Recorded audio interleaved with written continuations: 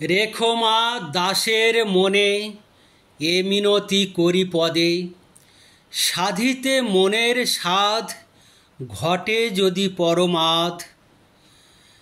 মধুহীন করো না গো তব মন কোকনদে, প্রবাসে দৈবের বসে জীব তারা যদি খসে, এ দেহ আকাশ হতে নাহি খেদ তাহে।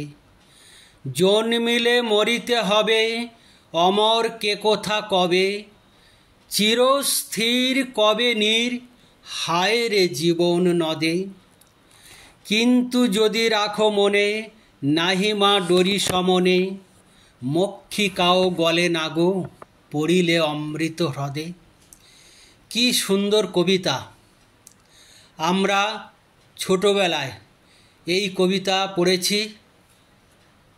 মাইকেল মধুসূদন দত্তের লেখা বঙ্গভূমির প্রতি। কি অপূর্ব কবিতা! আমরা ছোটবেলা থেকেই পড়ে আসছি, আজও বিভিন্ন স্টেজে আবৃত্তি হতে দেখি। তো এই কবিতা একটা লাইন নিয়ে আজকের আমার আলোচ্য বিষয়। মধুহীন করো না গো তব মন কোকনদে,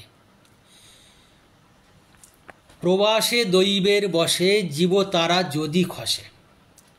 অর্থাৎ মধু কবি তিনি ইংরাজিতে কবিতা লেখার জন্য বিদেশে যাত্রা করেছিলেন। সেখানে তিনি ভেবেছিলেন সারা বিশ্বের যদি নাম করতে হয় তাহলে ইংরাজি কবিতা লেখা দরকার। জীবনের অমূল্য টাইমগুলো তিনি বিদেশে কাটিয়েছেন। তার লেখা বিভিন্ন পত্রপত্রিকায়, এমনকি ইংল্যান্ডের বিভিন্ন জায়গায় আলোচিত হয়েছে। কিন্তু একজন বিদেশি কবি তাকে বলেছিলেন যে আপনি আপনার মাতৃভাষায় কবিতা লিখুন। সেই কথাটা মধুকবির মনে খুব লেগেছিল। তিনি সেখানেই বসে এই কবিতা লিখলেন যে মধুহীন করো না গো তব মন কোকনদে।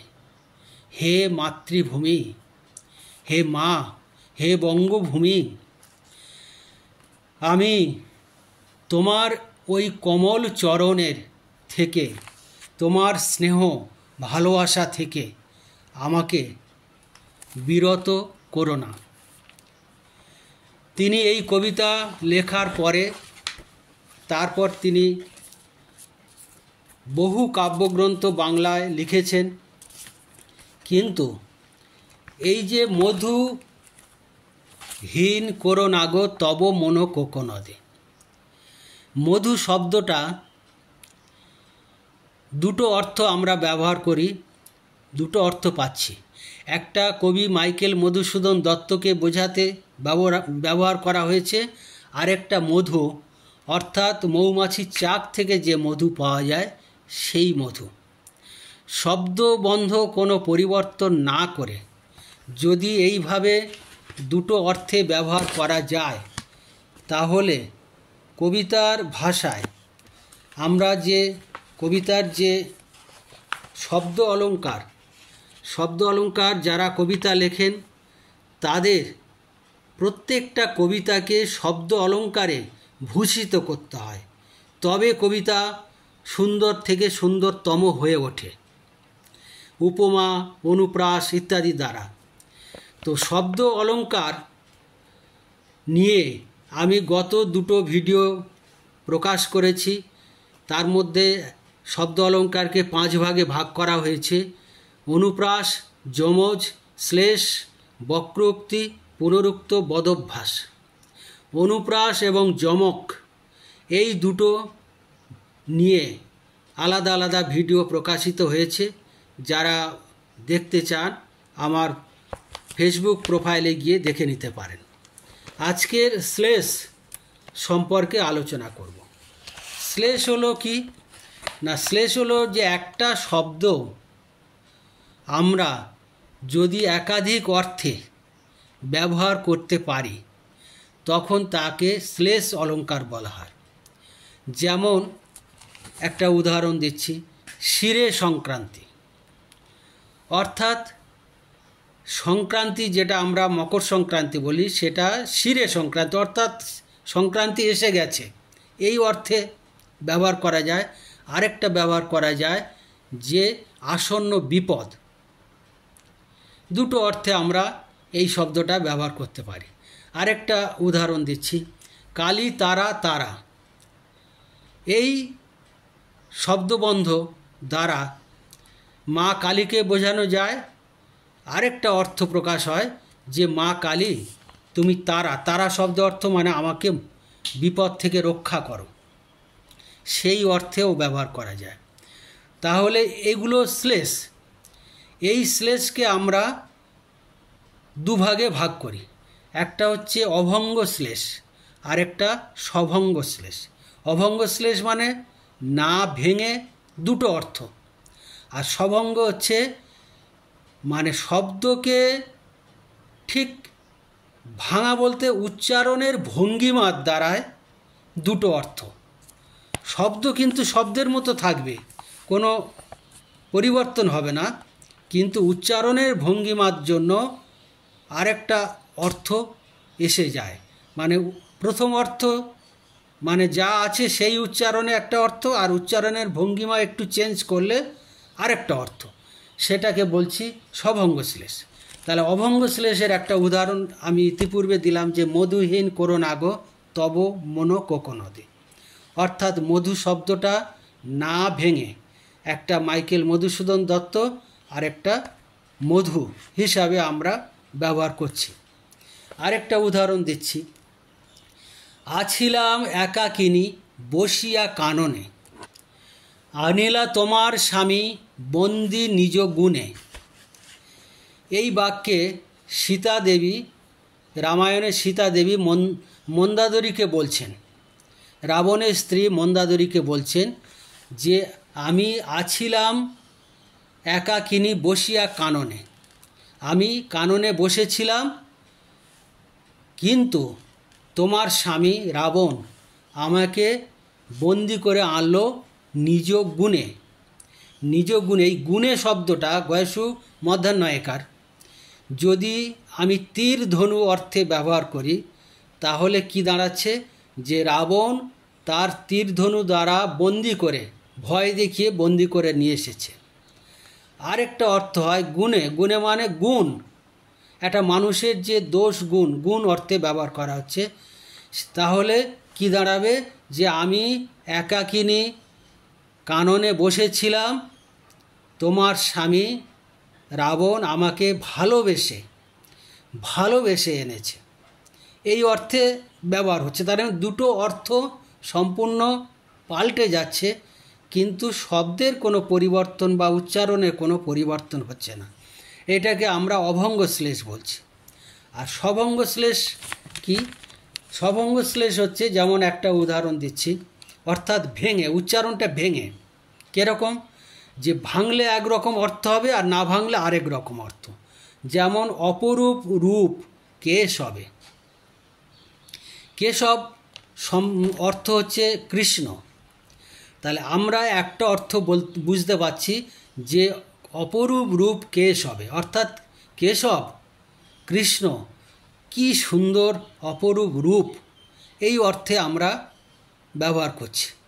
আরেকটা অর্থ, যদি কে উচ্চারণটা একটু জোর দিয়ে প্রশ্নসূচক করে যদি আমি উচ্চারণ করি, কে সবে, অপরূপ রূপ কে সবে, সবেটা আলাদা করে একটু ছাড় করে উচ্চারণ করি, তাহলে সব অর্থ হচ্ছে মরা, মৃতদেহ। অর্থাৎ শিব স্বয়ং মৃতদেহরূপী অবস্থায় শায়িত আছেন, তার উপরে মা কালী অপরূপ রূপে সুন্দরভাবে দাঁড়িয়ে আছেন। সেই জন্য বলা হচ্ছে যে অপরূপ রূপ কে সবে, সবের উপরে কে ওই সুন্দরী নারী দাঁড়িয়ে আছে। এই অর্থে আমরা দ্বিতীয় বাক্যটা ব্যবহার করলাম। আরেকটা উদাহরণ দিচ্ছি, শ্রীচরণেষু। শ্রীচরণেষু এই শব্দটা আমরা ছোটোবেলায় যখন চিঠি লিখতাম, কলেজে বা কোনো জায়গায় গিয়ে মা বাবার কাছে জানানো হতো যে আমি ভালো আছি, তাহলে প্রথমে লিখতাম কি, শ্রীচরণেষু বাবা বা শ্রীচরণেষু মা, অর্থাৎ শ্রীচরণেষু মা অর্থাৎ মায়ের কমল পাদপদ্মে বলে আমরা এবারে ভালো আছি বা ইত্যাদি, পড়াশুনো ভালো হচ্ছে, এই যা যা লেখা হলো। এইটা হলো শ্রীচরণেষু শব্দটার ব্যবহার। আরেকটা ব্যবহার, আমি যদি শ্রী একটু ছাড় করে চরণেষু, অর্থাৎ জুতো, কি সুন্দর জুতো অর্থে ব্যবহার করছি। আরেকটা উদাহরণ দিচ্ছি, আমার দিনের শেষ ছায়াটুকু মিলাইলে মূলতানে গুঞ্জন তার রবে চিরদিন।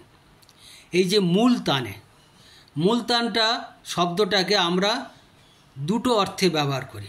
একটা হচ্ছে রাগিনী বিশেষ, একটা রাগিনীর নাম, আরেকটা হচ্ছে প্রধান সুর। এবার আমি যদি রাগিনী ধরি, তাও মূলতানে গুঞ্জন তার রবে চিরদিন। এই মূলতানে অর্থাৎ রাগিনীটা তার গুঞ্জন চিরদিন রবে এই অর্থে ব্যবহার করতে পারছি, অথবা তার সুরের যে গুঞ্জন সেটাও চিরদিন রবে, এই অর্থে ব্যবহার করছি। আর একটা উদাহরণ দিচ্ছি, তাহলে শ্লেষটা আরও পরিষ্কার বোঝা যাবে।